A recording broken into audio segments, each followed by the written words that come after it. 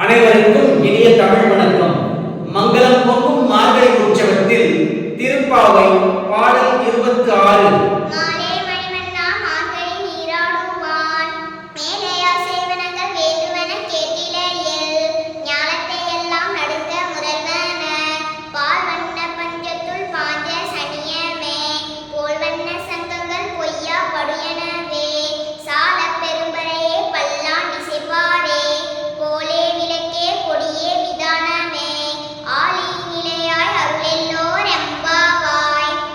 திருமாலே, நீலவண்ண கண்ணா, உன்னை நோக்கி மார்கழி நோக்கி இருக்கும் கோபியர்களாகிய நாங்கள் எப்போதும் உன்னையே பாடிக்கொண்டிருக்க வேண்டும். இதற்கு நீ அருள் புரிய வேண்டும். எங்கள் வழிபாட்டில் நாங்கள் சங்குகளை ஊதும் போது உன் பெண் சங்கான பாஞ்சன்யத்தின் மொழியே அதில் நிறைந்திருக்க வேண்டும்.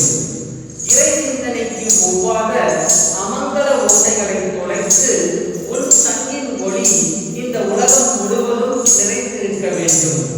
முரசுகள் முழங்க உனக்கு திருமஞ்சனம் நடக்கும் போது ஏராளமான அடியார்கள் பாசனங்கள் பாட வேண்டும். உனக்கு தூப தீப ஆராதனைகள் செய்து உன்னை அலங்கரித்து நாங்கள் மகிழ வேண்டும். எப்போதும் உன் குடையின் கீழ் இருக்க வேண்டும். மாயையை அழித்த பரம்பொருளாகிய நீதான் இவை அனைத்தையும் எங்களுக்கு அருள வேண்டும்.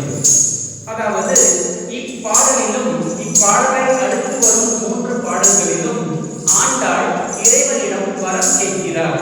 அதாவது இந்த உலகம் முழுவதும் இறைவனின் திருநாமம் மட்டுமே ஒலிக்கப்பட வேண்டும். அடியார்கள் எப்போதும் இறைவனை போற்றி பாடிக்கொண்டே இருக்க வேண்டும். இறை சிந்தனையை தவிர்த்து வேறு எந்த பேச்சும் இவ்வுலகில் இருக்கக்கூடாது என்பதே ஆண்டாள் கேட்கும் முதல்